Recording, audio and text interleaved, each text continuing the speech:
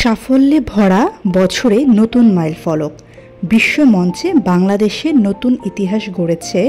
প্রথম বাংলাদেশি হিসেবে আন্তর্জাতিক ইনফরমেটিক্স অলিম্পিয়াডে গোল্ড মেডেল অর্জন করল বাংলাদেশের দেবজ্যোতি দাস সৌম্য। জালালাবাদ ক্যান্টনমেন্ট কলেজের দ্বাদশ শ্রেণীর ছাত্র সৌম্য মোট ৬০০ নাম্বারের মধ্যে ৩৭৩.৬৩ নাম্বার পেয়ে পুরো বিশ্বে ৩০তম হয়েছে।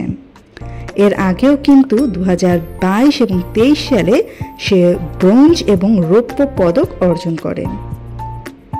সৌম্যর এই আন্তর্জাতিক সাফল্য লাভের পাশাপাশি গত বছর মাত্র ১৫ বছর বয়সে কোড ফোর্সেস বাংলাদেশ সর্বকনিষ্ঠ গ্র্যান্ডমাস্টার হওয়ার খেতাব লাভ করে। সে একজন রেড কোডার এবং বর্তমানে বাংলাদেশের মধ্যে কোড ফোর্সে শীর্ষ অবস্থানে আছে।